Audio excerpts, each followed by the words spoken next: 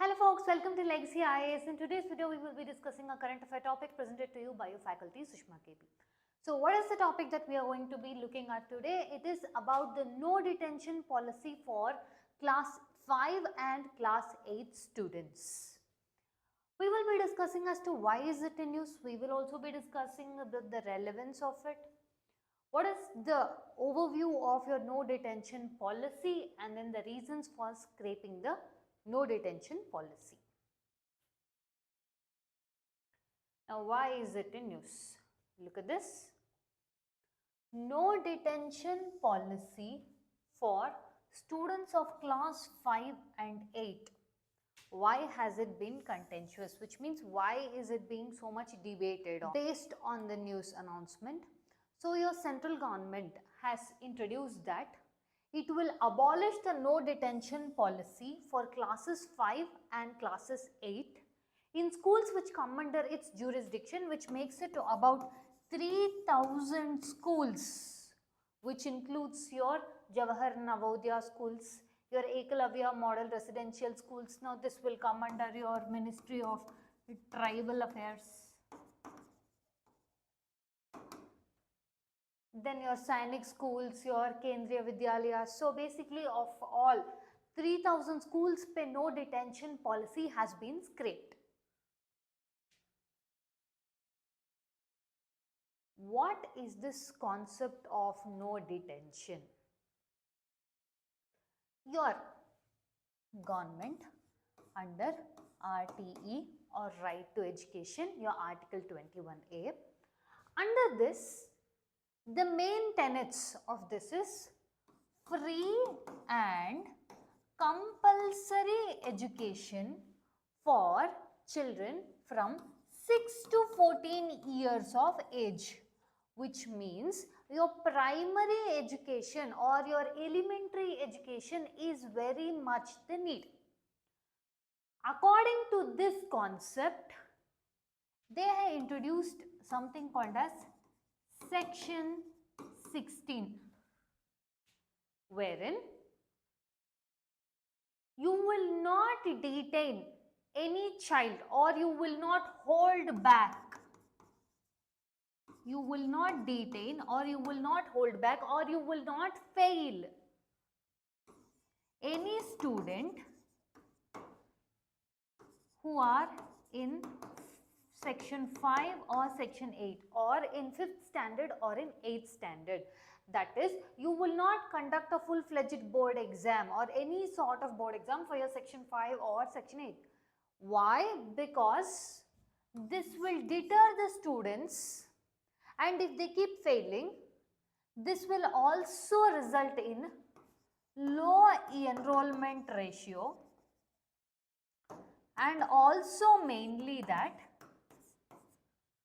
post this, let's say now they have failed in 5th standard, the student might not be wanting to continue. This might create a fear in the student's mind. So the possibility of dropping out is very higher. They would have dropped out even before they have completed elementary education. So the main mandate behind your no detention policy is do not fail someone before they have even completed elementary education. This is the story behind your no detention policy or Section 16. This was how your government also was holding up until your 2019. Where a lot of committees, for example your CABE, we will be discussing ahead, under discussions of it where they felt that no, the quality of education is deteriorating, decided to scrape or remove this no detention policies. States like your Andhra Pradesh, Kerala, Maharashtra and all are deciding to continue with the no detention policy. Your decisions of your Haryana, Puducherry are pending. Now I told you 18 states and union territories and all have agreed to scraping or removing no detention policy, which means, does it mean in Section 5 or 8 if you fail, does it mean you will be held back? What is the new procedure? What is the case instead of no detention policy? We will be discussing ahead. Central Advisory Board of Education, CABE otherwise. This is the oldest and most strongest body which advises your Ministry of Education with respect to all education related issues. One of the main contentions regarding your no detention policy was your board examination versus elementary education. People who are arguing for we should continue with no detention is, if you keep board examination, let's say in class 5 and class 8, and if students fail, let's say take base 5 itself, the possibility of their dropping out is very higher, and they would not even have received elementary education or your basic education, which goes against your RTE Act, where everyone should be given free and compulsory education of 6 to 14 years of age.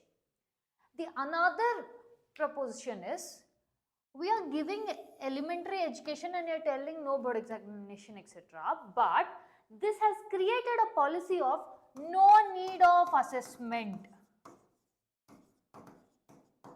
which means the level or quality of education imparted has reduced so much that the whole point of RTE was to create a learning outcome, but rather it has become your midday meal hubs.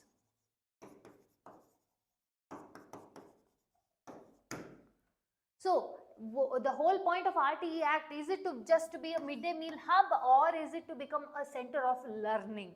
So, your RTE Act was amended based on your CABE recommendations, which said that your CABE took into mind of your NGO Pratham, which will be analyzing as to how the report is about the primary or elementary education in this case, wherein they found out that there is a low performance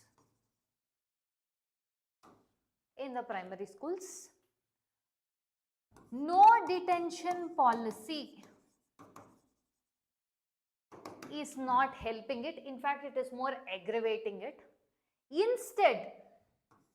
Instead of just blankly putting a blanket cover on no detention, let's introduce for class 5 and class 8, examinations will be conducted, assessment will be there. Let's say if this student fails, then within 2 months you will conduct a re-exam.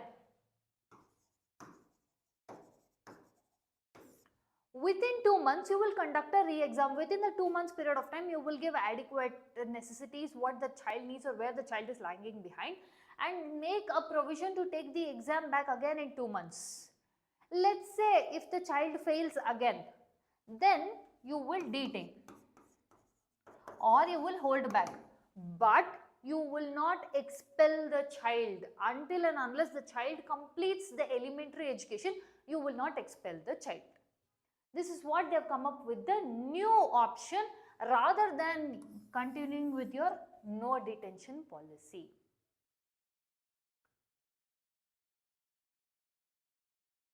Look at this. This is the Pratham's annual school status report of your education. There are declining learning levels and there is more of migration towards private schools. One of the main things they pointed out was 20.5% of children in class 3 can read a class 2 textbook, which means it is on a downward trend compared to 27.3% in 2018.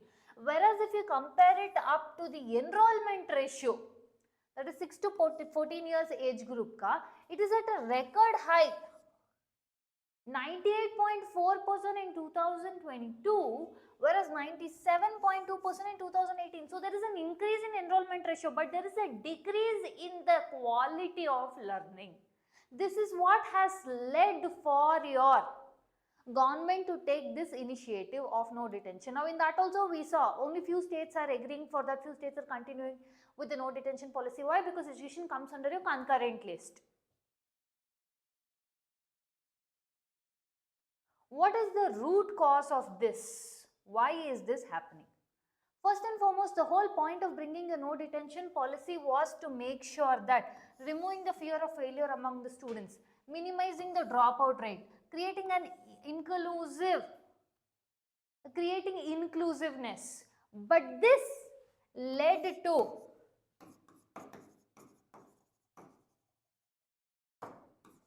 lack of assessment or no need of assessment, because either way you are not going to fail the students. So what will happen? Just put them into the next class, which means the learning outcomes suffered very badly.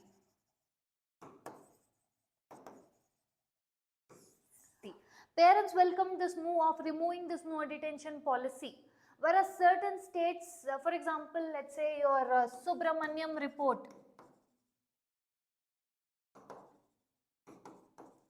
of 2016 held that yes, there is considerable decline in the outcome learning, wherein it stated that yes, there is considerable reduction in the outcome of learning, but no detention policy is not the answer. But carrying forward the no detention policy is not the answer, and if at all no detention policy has to be kept, it has to be kept only until class 5 and not above. So based on all of this, your union government has taken a stand to scrap the no detention policy.